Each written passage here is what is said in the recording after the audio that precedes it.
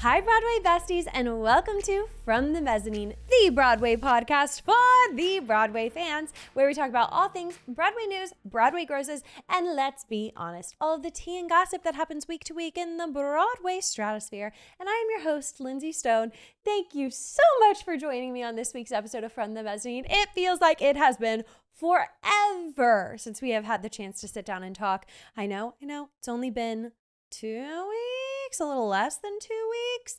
And it was a nice, I guess, moment away from the podcast, but I really missed it. And there was so much that came out, especially in the Broadway news world. And even more so, I have a stack of almost all off-Broadway playbills that I need to go through with you guys, because I have been seeing a lot of shows, mainly off-Broadway, which I have just been loving. I love seeing off-Broadway shows, oftentimes more so than Broadway shows, because, well, for a number of reasons. One, they feel much more local and personable and less commercialized, and they just feel really unique in that way, and that they can take bigger risks that sometimes Broadway shows can't afford to take because they need to appeal to this wider audience. Whereas off-Broadway shows, they're playing to these smaller houses, and so they can really do what they want to do, and I think that's a beautiful thing. So we'll be talking about those Broadway shows in just a little bit. Personally, I had a great vacation. It was very nice. Got away from, honestly, I was pretty off the grid. I went to Washington State, hiked my way through Olympic National Forest with my family, and we had a wonderful time. But I'm glad to be back here in New York City with the Broadway Besties on From the Mezzanine. So let's get into it. First and foremost, we're going to go through all of these shows, a brief little recap review of what I thought of these shows. I'm going to follow my strict 5-piece review criteria that I do here on From the Mezzanine when I have a lot of shows to review. And those 5 key points I want to bring up for each of these shows are, I do a brief little recap, my favorite element of the show, including choreo, set, costumes, books, score. What was it? What was my favorite element? Favorite performer, rating out of 10, and who I would recommend this show to. After we go through our Broadway reviews, we're going to look at our Broadway grosses, which I'm so excited to look at because I have not looked since I sat down for the last episode. So things have definitely changed. Shows have closed, and I cannot wait to see where things have shaken out most recently with the Broadway grosses. And then we're going to get into some big Broadway news. We have so much to catch up on. A lot of major casting news. We got a lot of questions answered over these past couple of weeks, specifically in the last week, and there's a lot to discuss in Broadway news. Before we get started with all of that, though, I have a very, very special interview in store for y'all. I don't want to reveal too much just yet of what the interview is. The Broadway Besties over on the Patreon, they're always the first to know. They are well aware of who this interview is with. But it is somebody that is an FTM favorite for sure. Somebody I have spoken at length about on From the Mezzanine. And it was so much fun to sit down with them. They instantly felt like an old friend. And I can't wait. That interview will be coming for you guys next week. Let me see if I can think of a little hint. Now, this is a deep cut, but if you've been a Broadway bestie for a minute, you might catch this. They were in a show that closed, and I threw a major fit about it closing. I was extremely unhappy. So, if you're watching on YouTube or on Spotify, leave a comment. Let me know what show you think it is, and if you can even think of who it might be, go ahead and take a stab at it. Oh, let me add a little more color because that might have been a little bit vague. This show I'm referring to, it was not in this most recent season. Okay, that's your hint. I'm very excited to release that interview.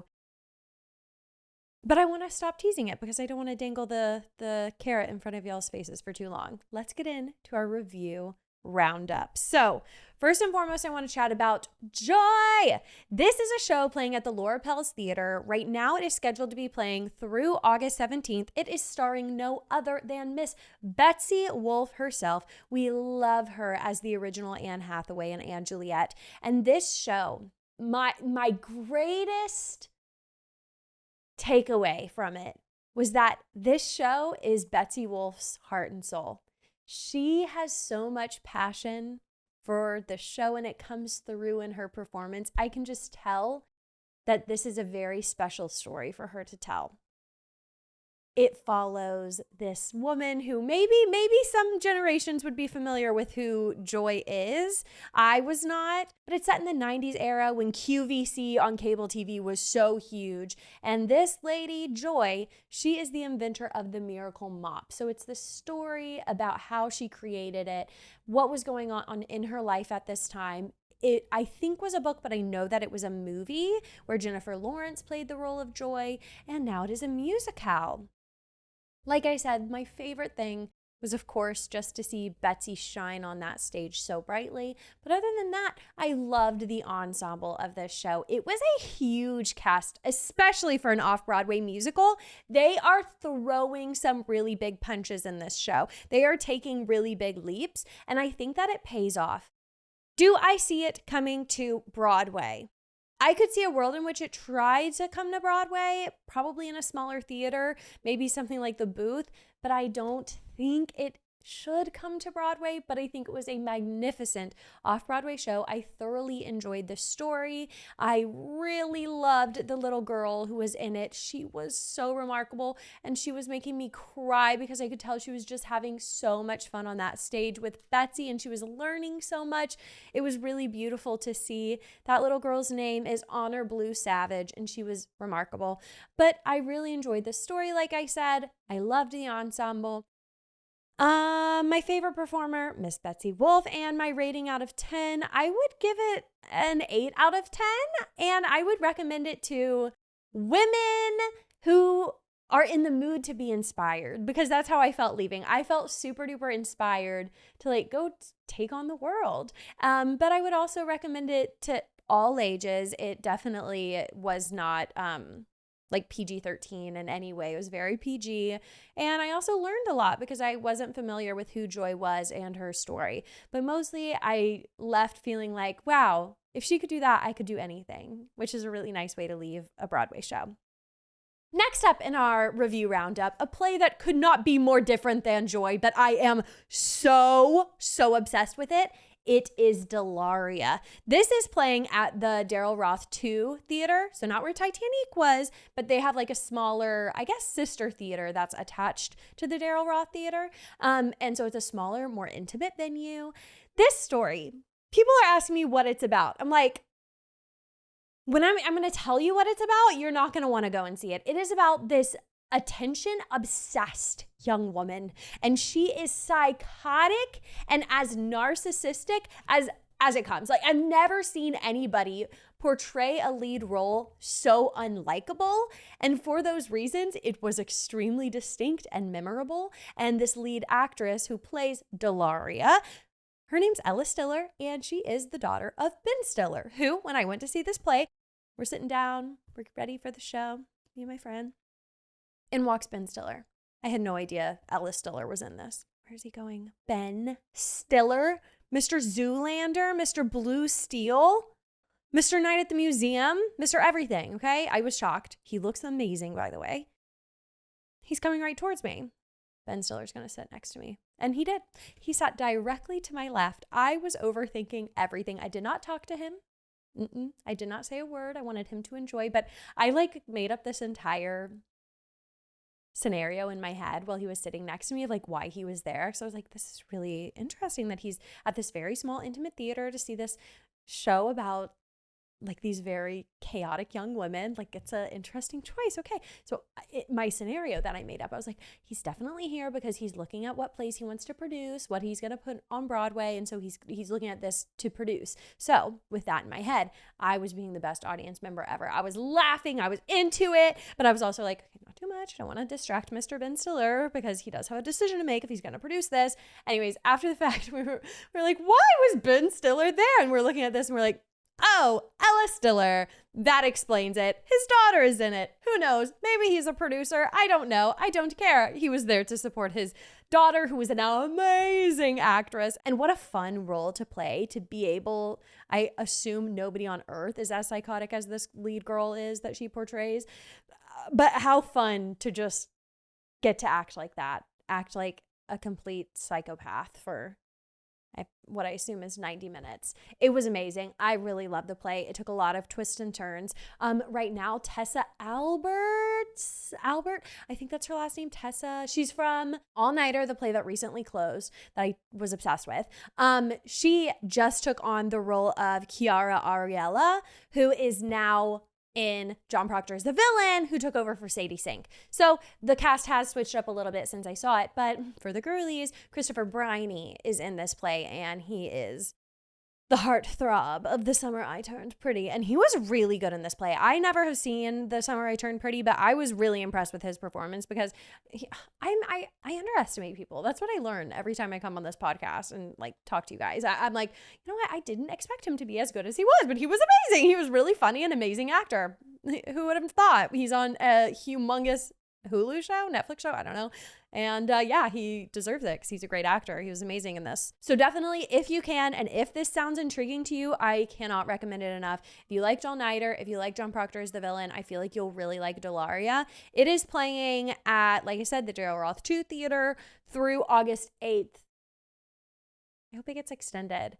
But the thing about it, I would see it again, but like the roller coaster of emotions it takes you on is so intense and wild and thoroughly entertaining, but it is intense, that like, I'm like, okay, I don't know if I can see it again because it's so crazy, but I loved it so much. Okay, next up, we have Hell's Kitchen. Okay, at first you might be like, what? Why, Lindsay? You've already seen that show multiple times. Why'd you go back? Well, my dear friend, Jenna Lee Miller, she invited me because Christopher Jackson is in Hell's Kitchen now, as is Jessica Vosk. And we, of course, had to go and see them in this show. And Christopher Jackson was amazing. So handsome. Such a beautiful performance. Really, really loved it. Jessica Vosk just returned from surgery. She took a leave of absence. And she was amazing. To hear her sing that song that hit so good, the Pawn It All song, that was really remarkable. But though those two were so amazing, I have to give credit to the new Allie, who I had not seen in this role before because I had always seen Malia Joy Moon in her understudy when I went and saw it. Most recently, I saw the understudy, but now we have a new Allie. People have said about Hell's Kitchen is good because of Malia Joy Moon. I did think that. I did think that when Malia was in it. But this new Allie is amazing. Her name is Amanda Reed. She is so perfect as Allie. I loved her. So she was most certainly my outstanding performer. My favorite element is always the choreo with this show. And we were in the third row. We had incredible seats. Thank you, Jenna Lee Miller, once again, for bringing your girl, who, by the way, you should all follow. She's got an amazing Instagram and TikTok. She is a theater creator. And I adore her page, and she's so nice in person. You'll follow her and be like, oh, wow, this girl seems like somebody I could be friends with. She's exactly how she seems. She's such a joy. But yeah, amazing seats. So we got to see that choreo up close, and that was so awesome. I love the choreo. I also really love a lot of these songs. Kaleidoscope is so vibey. And although I do think that they omitted some really good Alicia Keys songs, the ones that they have, they make more sense to me now. The first time I saw it, I was like, oh, they didn't sing like all the ones that I love. And they sang quite a few that I never heard before. And they wrote one or two, I think, for the show. But now that I've really settled with this show, I like where it's at and I like its sound. And I should really be listening to that soundtrack more. I wish they would remake it. No shade to Shoshana Bean and Malia, but I would love to hear Jessica Vosk all the time singing that Pawn It All song, and Christopher Jackson. It's just a really good time over there at Hell's Kitchen right now. So if you haven't seen it, I think now's the time to see it. If you have already seen it, I would recommend going back, just saying. So, rated out of 10? It's a 9 out of 10 right now. Next up, we have Ginger Twinsies. This has been my most anticipated show of the summer season. because it is a Parent Trap parody. I thought it was a musical, you guys. It's not a musical. There's one moment where they kind of sing, but this is not a musical. Don't get it twisted. I was really excited to think it was a musical, and then when they never sang, I was like, oh dang, it's not a musical. But that's okay. The disappointment was very quickly turned into laughter because it is so freaking funny. And if you have seen and love movies like Parent Trap, of course, Devil Wears Prada, The Princess Diaries, I would recommend Ginger Twinsies, even though I think everybody is going to go and see this show. I do think it's going to be a wild success. It is psychotic. It is one of the most ridiculous, insane things I have ever seen. But that's what I love. I love stupid comedy. If you don't love stupid comedy, which I don't know how you could not like stupid comedy, because it is top tier, you have the lead guy in it who plays Annie, Russell Daniels. He was an understudy in Gutenberg. This is a comedic legend who knows what he's doing. And Anissa Folds plays Hallie, and she's so good as well. Some of my favorite TikTok comedians are in it. Grace Reeder and Mitch Wood. It is that show. Like, it is that show of the summertime that you want to go to, have an amazing laugh. This was my birthday show this year. Every year I have a birthday show. 3 years ago it was Shucked. 2 years ago it was Gatsby. This summer it was Ginger Twinsies, and it was a perfect birthday show. Definitely get yourself a cocktail, have some Napa wine before you go and see it so that you're on their level, because it's psychotic. It's inappropriate. I definitely would not recommend. They say it's safe for 13. I don't know if I would bring a 13-year-old to this show or if they would even enjoy it. I think it's like 18 plus because it is really crass. But it's amazing. I loved it so much. My favorite performer, oh, that's really hard. I did love Philip Taratula as Meredith. Wait, Mike Liebenson. I'm pretty sure Mike Liebenson, who is an understudy, is one of my favorite TikTok comedians as well. That's crazy. I definitely need to see them when they are on. Oh my gosh, Mitch Wood is an understudy for Annie. Oh golly. Okay. I need to see it with the understudies on, because this cast is just so dynamite, so funny. I thought Anissa Folds was amazing. I think the entire cast was amazing. I loved Lakeisha May as Annie's mom, Elizabeth. It was just perfect. It was so good. I can't pick a favorite. And my favorite element was definitely the book, the comedy in it. And out of 10, I need to see it again because I feel like there were so many jokes that I missed. I caught most of the jokes, but this is the fastest paced comedy show I've ever seen. And so it was pretty hard to catch every single one that they were throwing at you. So right now I would rate it like an 8 out of 10, but I need to see it again because I think I will catch brand new jokes that I never even heard the first time. Lastly, in our review roundup of mainly off-Broadway shows I've seen recently, we have Rolling Thunder.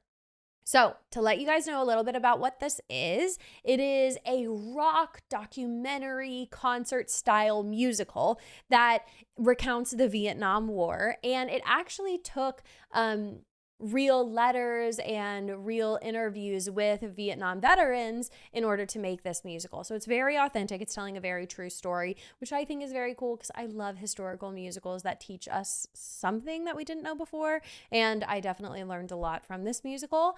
My favorite element was probably their selection of rock songs.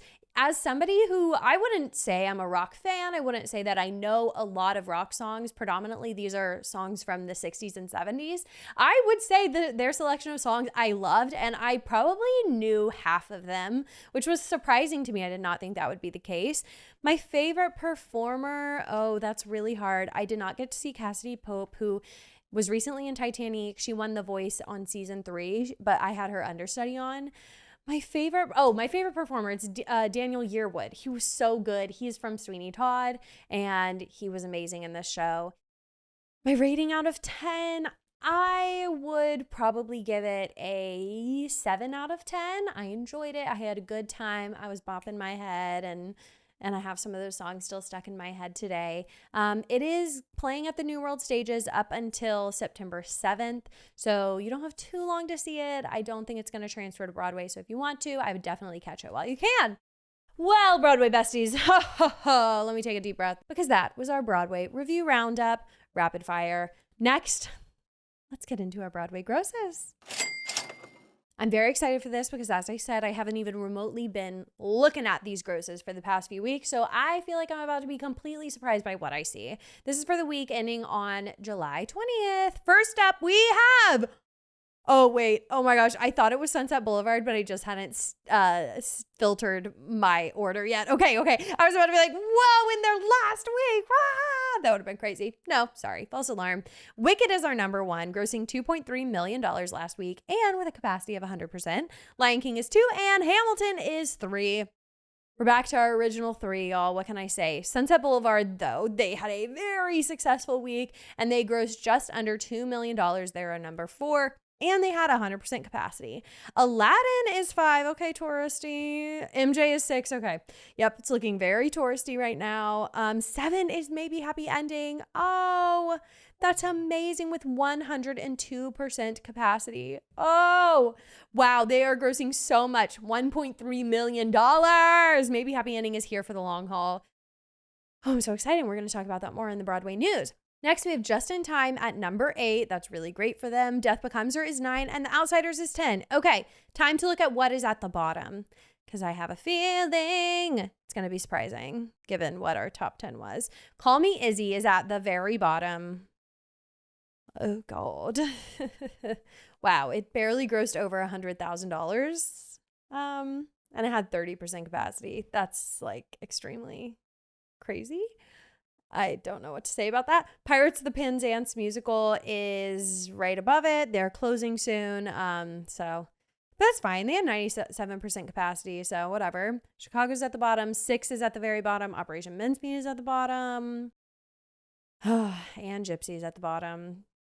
They had 66% capacity last week at Gypsy. Yeesh. That explains a little bit of our news stories. Okay.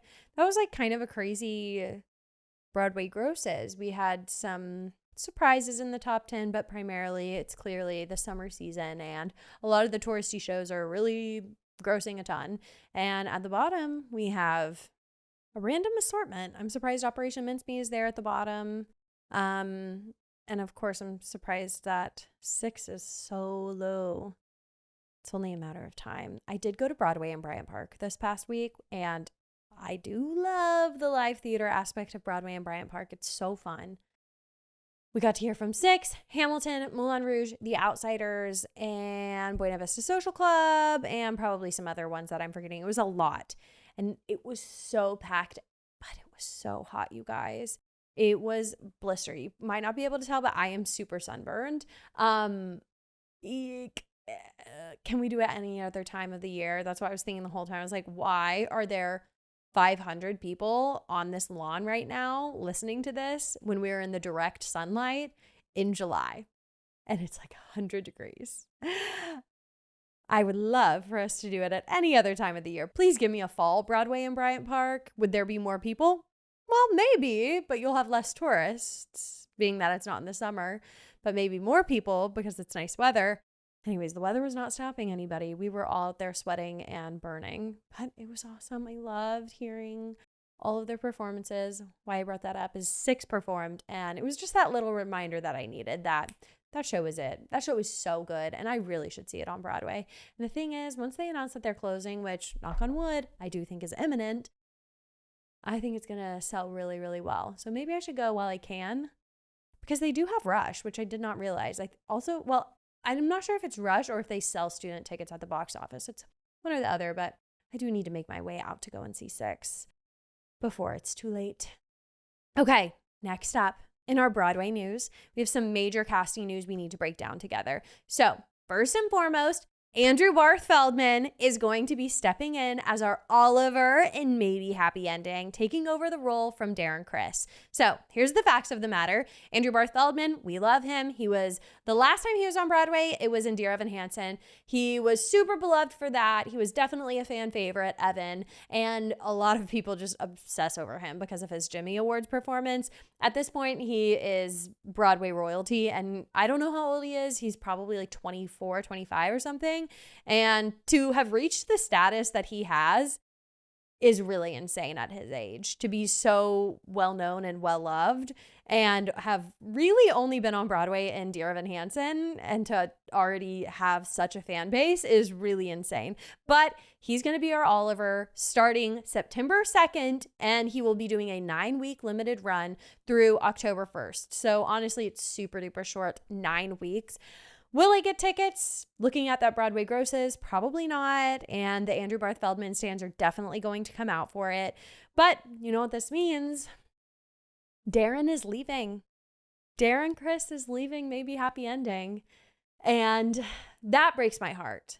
But I have to feel like there's a little something up their sleeve, being that it's only a 9-week limited run. Is that a vacation? Is that time for Darren to go shoot a movie?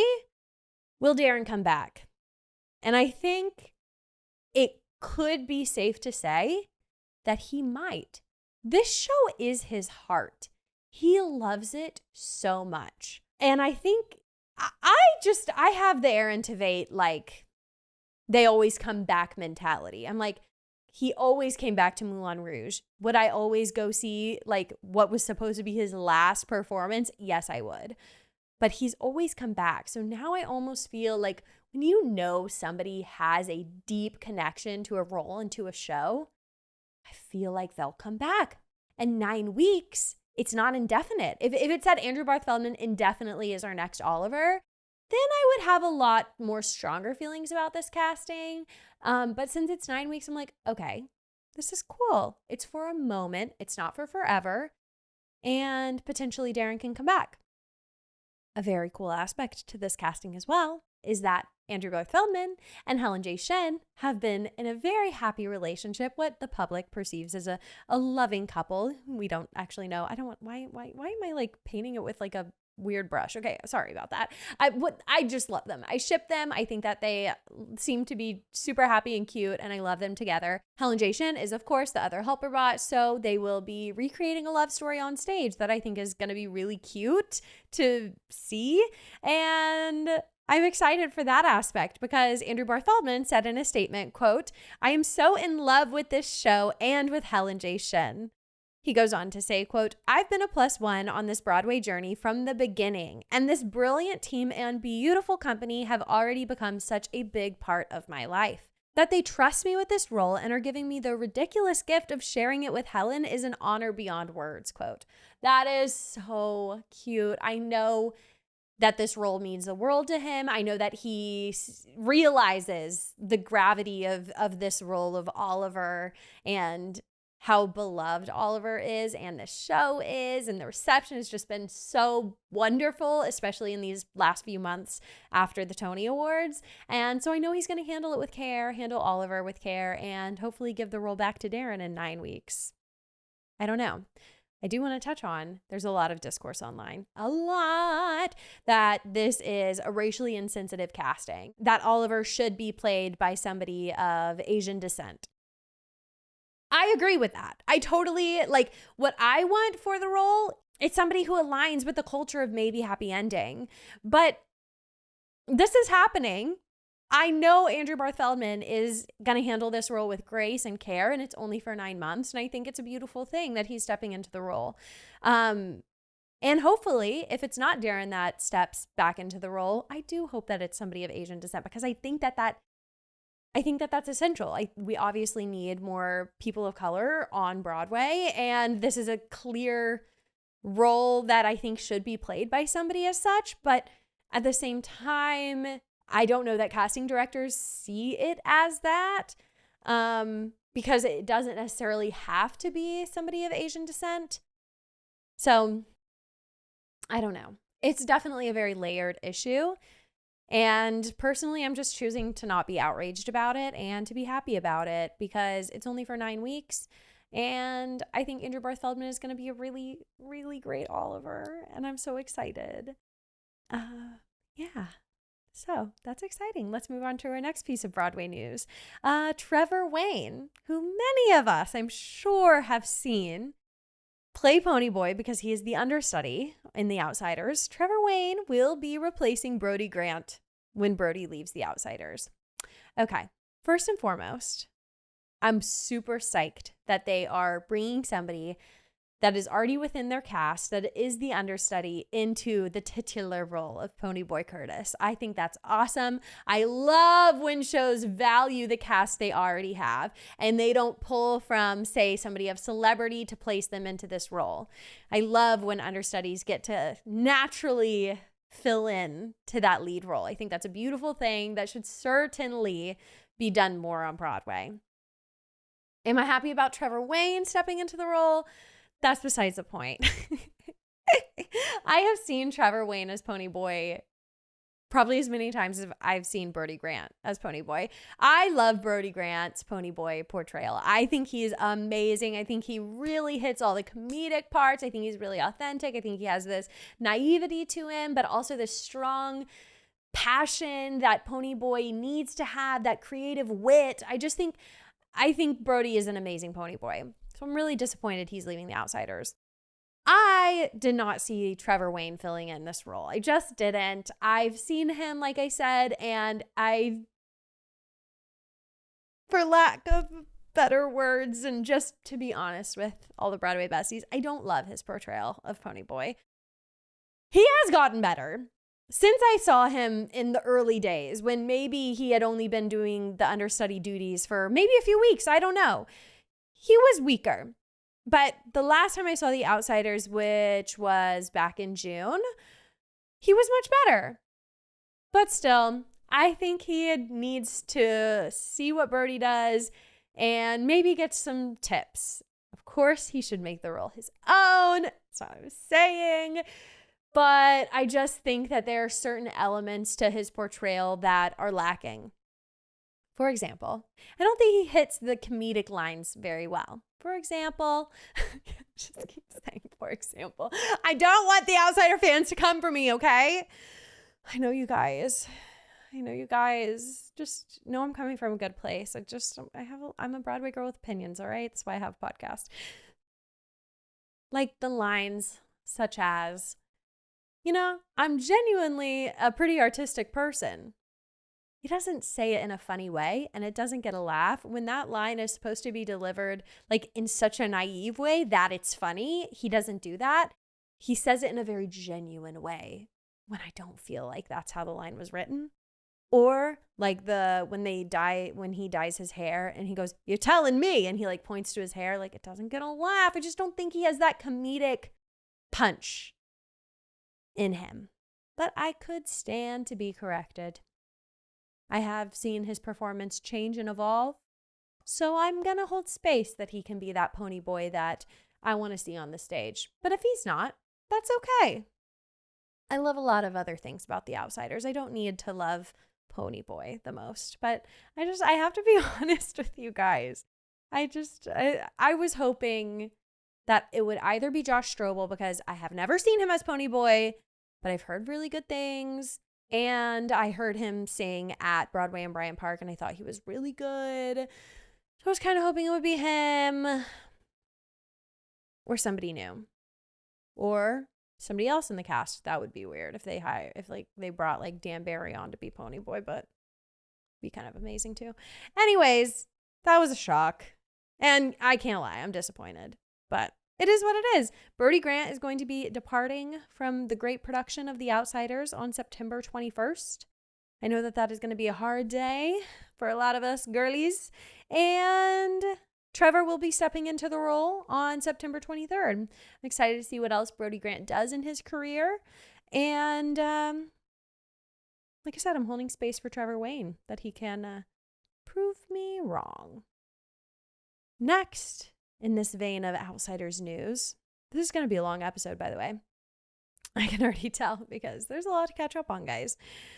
The Outsiders national touring cast has been announced. And I'm not going to go through the entire list of all of our new Ponyboys and Daryls and Soda Pops and Two Bits because, to be frank, I don't have a lot of information on them. It seems like a lot of them are likely making their national touring debut or potentially haven't made their Broadway debut. But it is exciting because I assume maybe in a year, 2 years, some of these people will come onto the Broadway cast, as national tours oftentimes do. They'll pull some of their national touring cast and put them on Broadway. So the people from this cast that I believe are notable are Mark Doyle. I saw him as Prince Eric in The Little Mermaid, and I thought he was really great, and he is going to be our new Bob Sheldon Robert, and I think he's going to be fabulous. Of course, he was Prince Eric. He was a prince. He was like super swoony and adorable, and now as Bob, he's going to be more domineering and scary and intense, and I think he has that in him. But I certainly did not see that when he played Prince Eric, so that was like a little bit of a surprise. Definitely could have seen him more as like a Daryl. But nevertheless, I'm excited that he's in the cast. And other than him, I didn't recognize any of these other names. Our pony boy Curtis is going to be this young upstart. I have no idea how old he is, but he looks really young. Nolan White, I did look on his Instagram and he has posted videos of him singing and he sounds amazing. And he has this really like young face that I think he's going to pull audiences in with his story because they're going to be really interested to hear what he has to say. And he's just really cute. I don't know. He's a little cutie pie and his voice sounded insane. So if you're interested to go and see the full cast list, it's on Playbill, it's everywhere. And maybe y'all will know some of these people more than I. But I did think it was interesting that they, for the most part, are new to me, new to potentially Broadway. They're definitely people who are younger, and I love that The Outsiders does that. They cast young people to play these young roles. In most cases, we don't have like 30, 40-year-olds playing these young kids, which is also fine. Like, I don't mind that necessarily. But I do think it's cool that they have really young people playing these young roles because they're able to bring this energy that you can't replicate any other way. Okay, that wraps up our casting news for this past week. I've got 2 more news stories for you guys, though. First and foremost, I'm depressed. I'm sad. I don't know how to handle this. Gypsy is closing on Broadway, and it was always apparently planned to close in October, but they have moved that closing up. As it should be no surprise after looking at those grosses. Last week, they grossed about 60%. That's not enough to sustain a show, much less a freaking humongous blockbuster show like Gypsy that has a gigantic cast and probably a very high price tag on Broadway, and it's in a humongous theater. So it's closing, and like I said, it was originally going to close on October 5th. Now it is closing over a month earlier on August 17th. At the time of its closing, this revival will have played 28 previews and 269 performances, which sparked a thought. I was like, I wonder if that's how long other Gypsy revivals have played, because we've had a lot of revivals with Patty, with Tyne Daly. So I looked them up, and it turns out this technically is the shortest revival. There's one other revival that was at the Winter Garden with Angela Lansbury that was always planned to be like the super duper short run, and that had less performances than this one.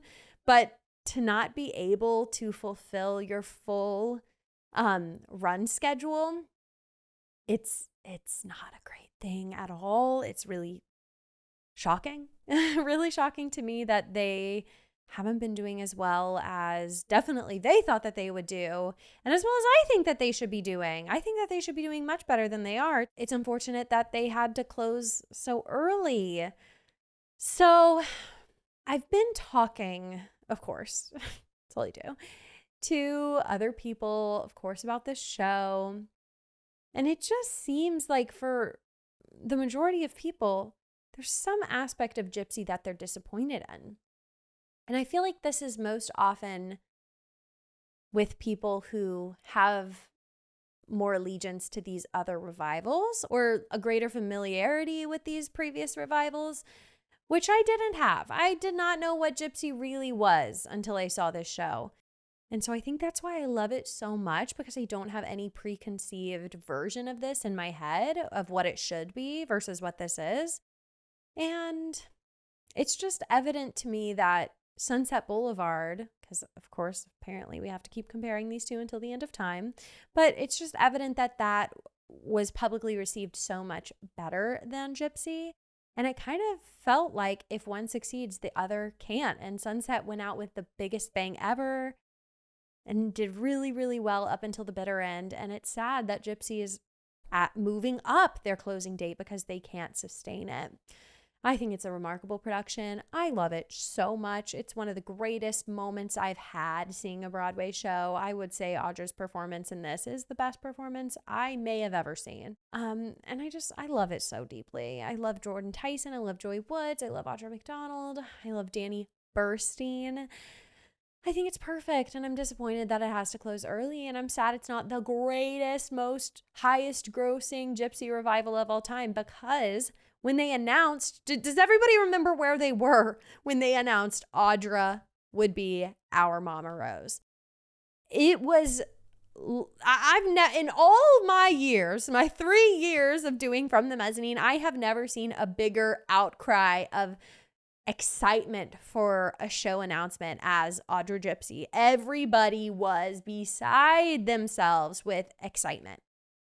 And I definitely feel like, where did that go? I feel like that pulled back quite a lot.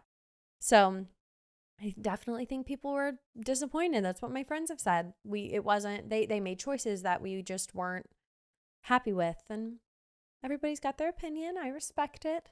I don't agree. I think it's an amazing, amazing show. But it is interesting to observe how huge of a reception it got there at the beginning that quickly teetered off. So I'm sad that they're closing. I don't know if I'll see it one last time. I would love to go to the last performance. If I'm able to get rush tickets to that last performance, I can't even imagine how strong Audra will be singing those songs for the last time on that stage. Whoa, it's going to be good. We'll see. Maybe I can make it to the last performance because that would be iconic. That last performance, can't remember if I said it or not, August 17th. So it's actually coming up pretty quick.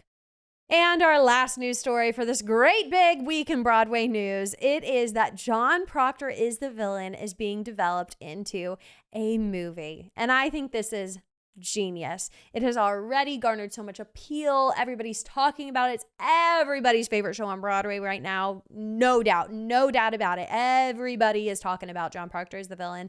And I think this is a great idea to develop it into a movie. Even watching it as the play, I feel like I was thinking like, ooh, who could they cast? Like this would just play out so well on a screen. And I do wonder if Sadie Sink is actually going to be in the movie playing Shelby. But she is going to be the executive producer of the movie, which is really huge. And I feel like kind of leads us to believe she might be starring in it. Because a lot of times people who executive produce a movie, they also are in it when they're a celebrity of her caliber. We'll see. Surely they won't recast it. If they're planning to do the movie soon, like in the next couple of years, it could be her. If they're waiting a while, they might have to recast for younger actors. But Tina Fey is also producing, and Mark Platt, who of course is the father of Ben Platt and produces everything, most recently the Wicked movie. And so they've got an all-star team behind them. This is going to be an iconic movie. I can't wait. That's all that we know. It's going to be a Universal film, but we don't have dates. We don't have casting. We don't have anything else, but everybody is brimming with excitement. And so am I. I've said it a million times on this podcast. I definitely need to see it again, especially before it closes. And I think that I will. But honestly, I feel like I might even like it better as a movie than I did a play. We'll see. Time will tell.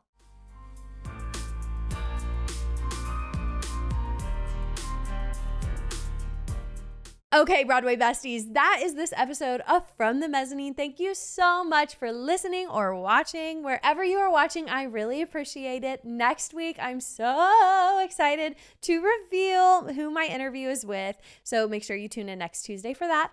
Be sure to follow me on Instagram and TikTok at From the Mezzanine Broadway. You can find all things From the Mezzanine at FromTheMezzanine.com. If you're watching this on YouTube, be sure to subscribe to your girl. It helps me out. And y'all are the best. Thanks, Broadway Besties. I'll see you next time. Bye.